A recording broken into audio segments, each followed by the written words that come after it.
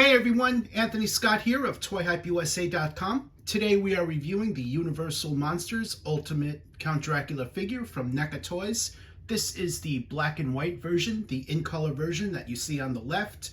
I reviewed a couple of weeks ago, so if you haven't checked out that review, please do so. It's up on YouTube as well as ToyHypeUSA.com. Special shout out and thank you to Entertainment Earth for sending both figures along for review. Greatly appreciate that.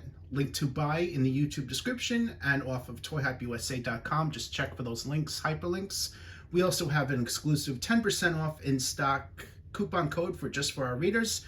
So make sure to click off those links as well for that discount. As you can see, the packaging for both these figures is different. The black and white version is on the right. And the black and white version is called the Carfax Abbey release. So the cover of the packaging, very nicely done, inspired from the original movie poster. Some very nice artwork there. You would notice that the images are different, the logos are different on these two releases. And every other detail about the packaging is different on the artwork. Here's a look at the side. This is how you can tell which is which inside the packaging without physically checking. And here is a look at the other side. And here's a comparison of the back. So on the back you have a look at multiple poses for both the figures. Both these figures are packaged in a window box with an opening flap, and as you can see, the opening flap also has a different image of the figure. These figures are packaged in a plastic tray along with their accessories for safekeeping. Here's a closer look at the plastic tray for the Carfax Abbey black and white release of this figure. Count Dracula is inspired from his 1931 movie appearance and features the likeness of the late actor Bela Lugosi.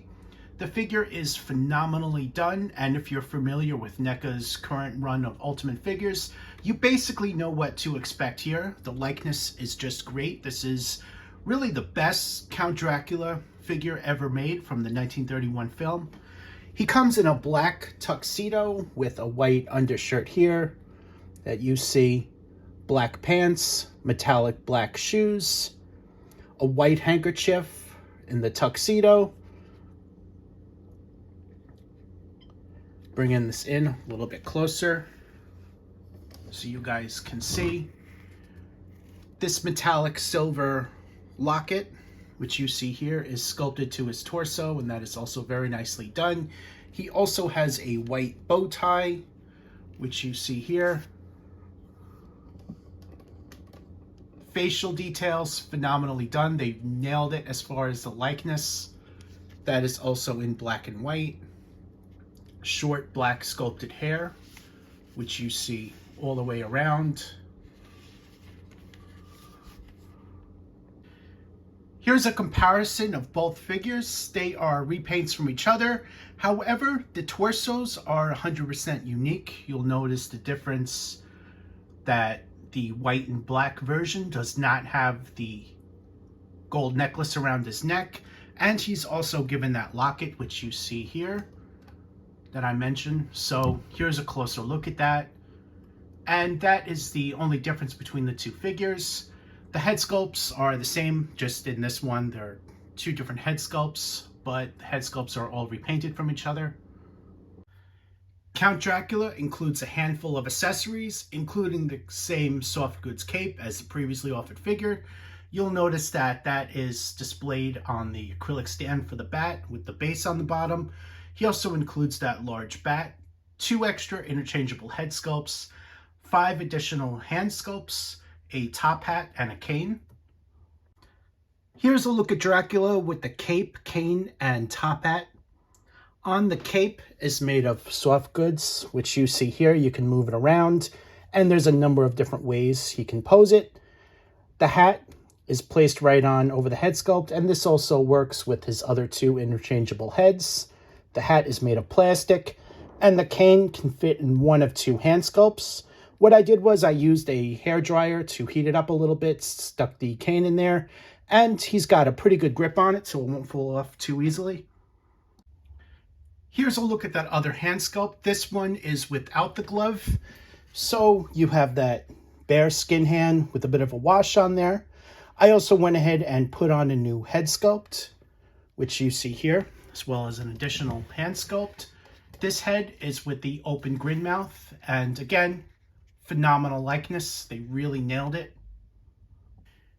Here's a look at how the cane fits into the hand. As you can see, it fits between the fingers there.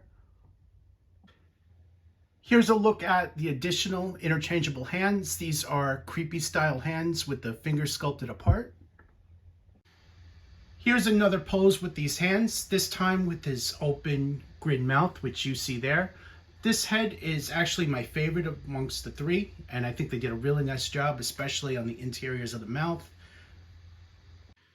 Here's a closer look at this particular head sculpt.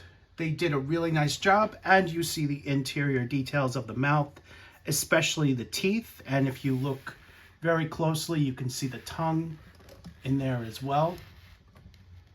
It's just not as obvious as the in-color version.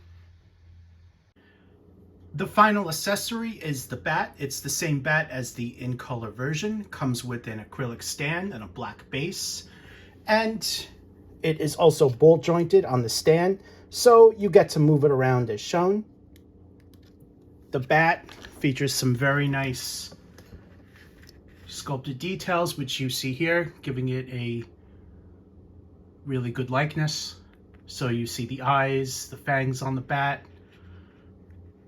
and the body has sculpted fur, which you see here as well, and also a little bit of a paint wash.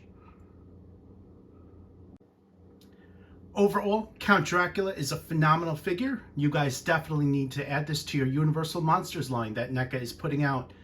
Thank you again to Entertainment Earth for sending along for a review. Greatly appreciate that. Use our link for 10% off automatically your order, $59 plus in stock, and free USA shipping. I am Anthony Scott at ToyHypeUSA.com. Thank you for watching this video, and stay tuned for more videos and reviews.